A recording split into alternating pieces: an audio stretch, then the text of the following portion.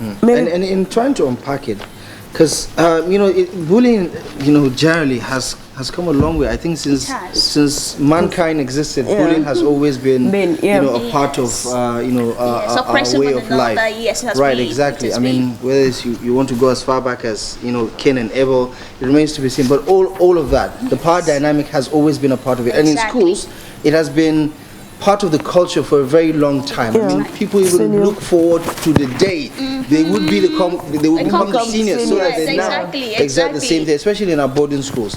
Give us a sense of why it is always difficult for the school management to step in and nip this situation in the bud.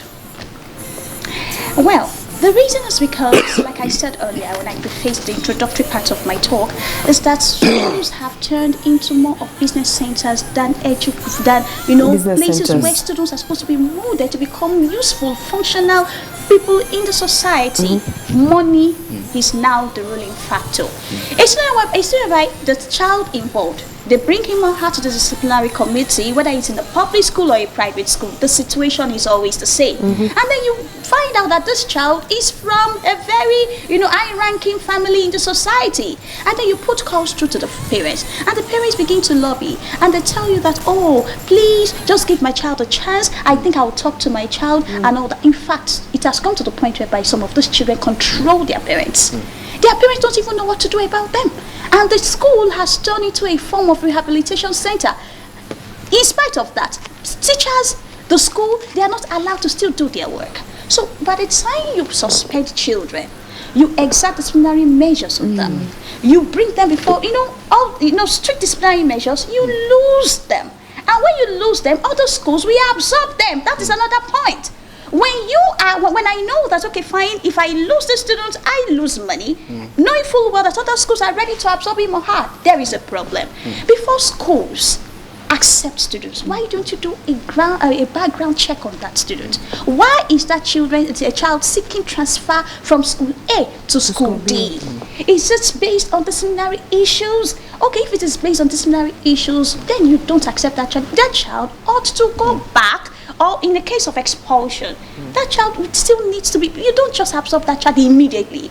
The child needs to learn from his mistake. But where we don't, the bad student seems to get, go scot-free, bullying will never ever stop.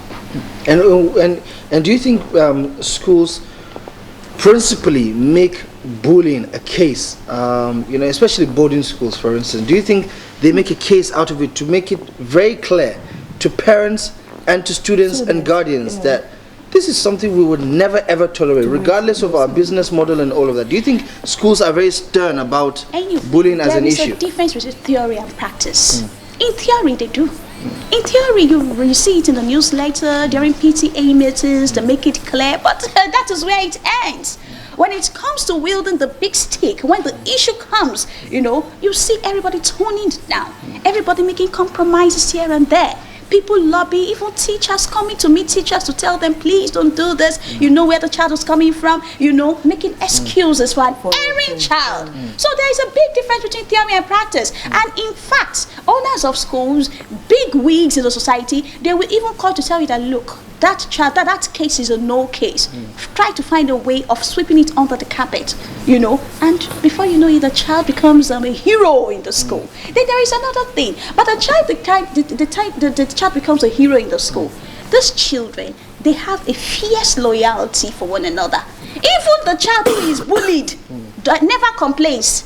When perhaps this news gets to the hearing of the disciplinary committee and they call the students in question, please, is it true you are being bullied in the hostel? There is verbal bullying, there is emotional, there is relational.